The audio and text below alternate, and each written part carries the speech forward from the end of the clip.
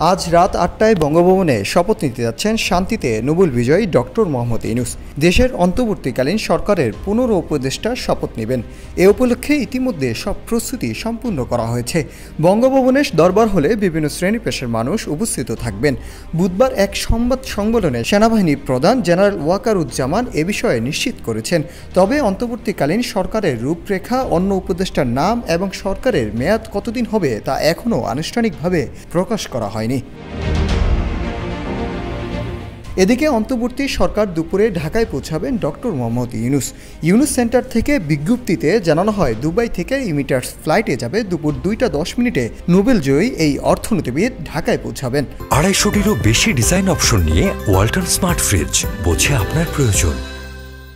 ছাত্র জনতার বিজয় যেন হাতছাড়া না হয়, এদিকে লক্ষ্য রাখতে দেশবাসীকে আহ্বান জানিয়েছেন তিনি। দেশের অনাকাঙ্ক্ষিত মুহূর্তে অন্তর্বর্তীকালীন সরকারের প্রধান হিসেবে দায়িত্ব নিতে রাজি হওয়া ডক্টর ইউনূসকে স্বাগত জানিয়েছেন বিভিন্ন শ্রেণী পেশার মানুষ।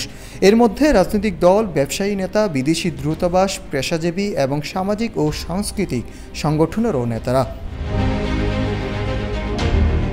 ছাত্র জনতা গণ অভ্যুত্থানের মুখে রোববার দুপুরে প্রধানমন্ত্রীর পদ থেকে পদত্যাগ করেন আওয়ামী লীগের সভাপতি শেখ হাসিনা। পদত্যাগের পর তিনি ও তার বোন শেখ রেহানা প্রতিবেশী ভারতে পালিয়ে যান।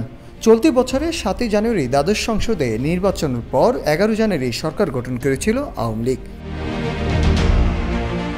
৫ই আগস্ট আওয়ামী লীগ ছাড়া বিভিন্ন রাজনৈতিক দলের নেতা ও সুশীল সমাজের প্রতিনিধিদের সঙ্গে বৈঠক করেন রাষ্ট্রপতি মোহাম্মদ শাহাবুদ্দিন।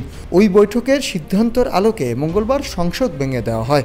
এরপর ডক্টর ইউনূসের নেতৃত্বে অন্তর্বর্তীকালীন সরকার গঠনের সিদ্ধান্ত নেওয়া হয়। এ বিষয়ে রাষ্ট্রপতি মোহাম্মদ শাহাবুদ্দিনের সঙ্গে মঙ্গলবার ৩ বাহিনীর প্রধান ও বৈষম্য বিরোধী ছাত্র আন্দোলনের ৪ ঘণ্টা বেশি সময় ধরে চলা বৈঠকে এই সিদ্ধান্ত নেওয়া হয়।